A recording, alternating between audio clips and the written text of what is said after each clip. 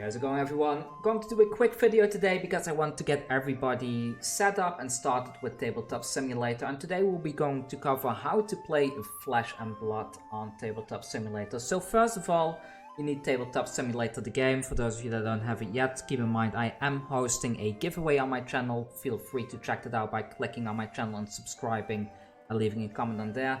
But that's besides the point. So how do you play Flesh and Blood on Tabletop Simulator? Well, first of all, once you have the game, you need to log into your Steam and you need to hop over to your Steam Workshop area, which you can find in Tabletop Simulator, as you can see over here. And then the thing that you're looking for is a workshop called Flesh and Blood OSC. So once you have this one downloaded, I will make sure to share this link in the comments so that you can easily click on it. Then once you find this page, you need to subscribe to it. Like, mine is in Dutch, but you should say subscribe in English or whatever language that your country is at. So you should subscribe to it, and if you do it with your account, you will be automatically subscribed to the Flesh and Blood OSC. Once you do, and you restart your client and you go to your create section, let's close the browser on the thing second. There we go. So once you go to your create section, you can select single player, multiplayer, etc. For the sake of this video, I'm just going to focus how to set up a single player game. Of course, if you want to play online, you need multiplayer. You need to set up all your details so other people can log in as well. But let's go with single player. And then, as you can see, my workshops, I have Flesh and Blood OSC now installed. The first time that you open this thing, keep in mind it will have to load for quite a while if you have slow internet, because the game will have to load all the files, all the pictures and stuff like that. In my case, since I already done all of that, when I click it, it actually allows me to load this thing rather quickly. And there is a lot of things to see here. So to the left, to the right side, you can see things like your life counter. You can hold the mouse key and kind of drag over that quickly, then you will be able to drag one out of there. And there we go. You can use your Q and your E buttons on your keyboard to rotate this thing. Your opponent can do the same. You have all these things like all the tokens you need. You have some dice in case you need to roll a dice for who gets to go first and stuff like that. You can also use these dice to as a way of notifying stuff. Like if you hover over it, then you type 1, 2, 3, etc. You can set the number on the dice itself. You also have some generic counters like this. These things never run out, so you don't have to worry about that. So that's your generic mechanics in order to get those things working. But I guess the main thing that you want to know is, like, how do I play the game? Well, first of all, you do have some starter decks at the side there. These are the starter decks as bought in the store. Like, I can take one of these as an example. Let's see, such that it has all the cards of the starter deck in there, but so you could use these if you really want to get unstarted in the game, but that's not the interesting part. The interesting part is right over here. So let's go ahead and see if we can zoom into this area. There we go. So as you can see over here, you have a deck ID and a build section. The way that this works is, let's hop back into the browser a second. So if you have Flesh and Blood, go to fleshandblood.db.net, so FABDB.net. You can go ahead and log in and register, and you can build your own deck on this website. But another thing you can do if you do not have a deck of yourself already, let's select Katsu as an example here, constructed, and then, I don't know, most popular.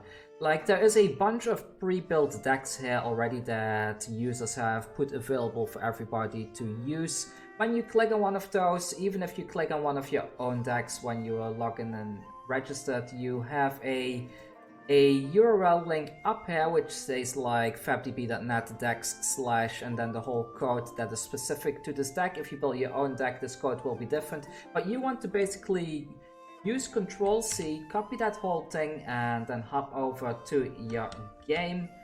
Next, when you are finally in the game, you can click on this deck ID section over here. You click Control-V to paste it, and then all you have to do is click the build button. I already went ahead and I set up the board so we can get into the controls right away. So I put my weapons over here, I put my equipment where I wanted it, and I put my deck in the deck slot. You can just move these around by holding in your left mouse button for a little while, and then you can drag stuff around.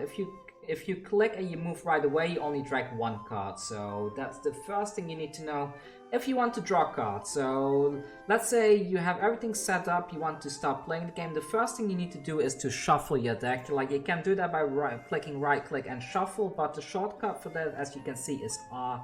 So what you can do is just pressing R while hovering over it, and then it will start shuffling the deck. Now, to draw cards, the way to do it is like you hover over the deck and then you press 1, 2, 3 or 4, and depending on the number that you type on your keyboard, that's the number of cards you're going to draw. In my case, I want to draw 4 cards, so I hover over it and I type number 4, and then next you will get all 4 cards in your hand. Make sure that you are a little bit patient. When you press it, you need to wait a few seconds for the thing to respond. It doesn't respond automatically, so don't be like 4 of them and it doesn't work. Keep on pressing it, because then something like this will happen and you add pretty much your entire deck to your hand, which is something you don't want to do. So let's go ahead and try and put these things back, like, oh, if I even can. Wow, this is but there we go, there we go. So let's group these things together, put everything in a big pile. Where did the pile go? Here we go. So here are the cards. Let's put those back there. So don't do that. Like you can see, that will create a big mess. So let's shuffle again. We press 4 and we add everything to the hand. There we go. So we have our cards. And at this point, you can pretty much start playing already. So the first thing you need to know, let's say I attack in with Kodachi, I pitch a card. Then I already have a dice I put ready, so I put that on top of here. I can type 1, 2 or 3 in order to adjust the number of how many resources are left. In this case, there's only 2 left because this one costs 1. So I attack in with the next one. We can set this to 1, and then you can attack in with your other stuff and like that.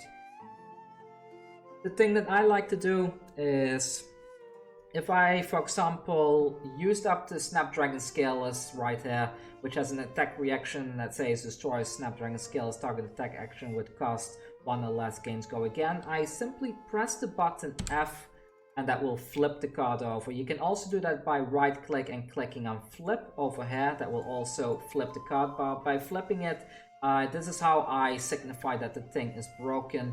And in case of the Fiendel Spring Tunic, let's zoom into that one. Like in case of this one, if I activated that one during the turn, or I activated the Mass of Momentum already, I will simply use Q and E to rotate this thing a bit to signify that, okay, this one is used, kind of like tapping in Magic the Gathering. At the end of your turn, so let's say your turn is done and you want to put something into your arsenal, don't just drag and drop it into your arsenal, because then your opponent can see what you're putting in there. Instead, while it's still in your hand, you can either right click and click flip, or you can press the F button to turn this thing around, and then you drag it into that slot like this. Then they cannot see what you did there. You move your other stuff to the graveyard, you hit this end turn button down here. I don't know if you can see it properly. Let's move the camera a bit. So there's an end turn button here. If you click it, then everything in your pitch pile will go to the bottom of the deck, and then all you need to do is check, like you have 1 card in hand, so you need to draw 3. In this case, I will type the number 3, and then it will add all 3 cards to my hand, like so. So that's the way in order to do everything and to keep playing it. You should definitely keep track of your, I forgot to do about the Spring Tunic, you need to keep track of your counters on that thing as well. And let's say you don't know what a card does and you're a little bit unsure what does it do again, because these letters are quite small, especially like the Lord of Wind over here. You can hardly read what it says. The way to do it is like you just hold Alt and then it will give you a bigger version of it so that you can read it easily. Also, if you need to opt on top of your deck, all you do is you hold Alt and then you press Shift at the same time, and it will show you the card that is on top. Like here is the chat log in my case. Like the way you do it is like if you're playing against somebody, you can type down here all your things. Like in my case, I was testing the chat log earlier, so you can, for example, if you're attacking in with your Kodachi, you can say one damage, go again, like this, or you can type the whole damage thing, like 1 damage, go again. Or in case of, I don't know, something like a Enlightened Strike or something like this. Let's see if I can find something like, yeah, this is a good example, like the Art of War. This has several options, like banish a card. If you banish an attack action card and draw 2, you can simply type here like, I play this, and you just type which modes you are using, like this, like mode 1 and 2 or whatever, like, you know how it is. You just type out which things you choose, and that's pretty much it. So yeah, I think that's pretty much everything you really need to know for the controls at this moment. So F is for flipping, Q and E is for rotating things around. An easy way to get these things to snap into place when you've rotated is just picking them up and you can snap them into place automatically. You just drag stuff into the pitch pile that you want to pitch. You can click enter to put it at the bottom of the deck, and everything you've used that turn you just drag it over to the discard pile. You keep track of your life total over here, and that's pretty much all you need to know. I don't think there's anything else. If you want to reveal something from your hand, you can just drag it onto the field, flip it over, don't even need to flip it over, like you just drag it to the field, you show it, and then you just drag it back into your hand like that. And that's one way how to reveal stuff. If you have something like a Flock of the Featherwalkers, let's see if I got it in there. Like, yeah, here we go. Like Flock of the Featherwalkers has additional cost to play Flock. You reveal a card from your hand. So yeah, that's all. In short, this to build your deck. You just drag everything over here and just play, like hovering above it, pressing a button to pressing a number in order to draw that many cards, like 1 card, 2 cards, 3 cards, or 4 cards, depending on how many you need. If you hold the button for a while, you can drag the whole pile of cards around. If you hold it and you move quickly, you will move one thing around. Same thing goes for these tokens that you can move onto your field easily, and these counters as well. And that's all you need to know. So if you have any questions, feel free to reach out. I hope this was short enough for you to really get a good overview how to play, how the controls work and stuff like that. And if not, just let me know, I will let you know. One last thing, if you press P, you can change the camera angle. Like the button P on your keyboard changes the angle, and the WASD allows you to move the camera around freely the way that you want to. There are a bunch of starter decks over here as well, and other stuff. You generally don't really want to mess with this. Here is a pile that has all the cards in it that are in the game right now. You could technically drag these onto the field one by one in order to kind of build a deck manually that way, but I just don't think it's efficient.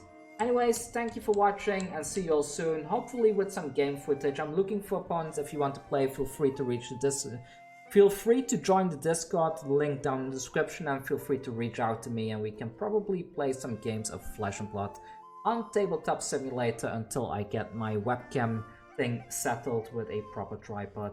Thank you for watching, and see you all soon. Take care.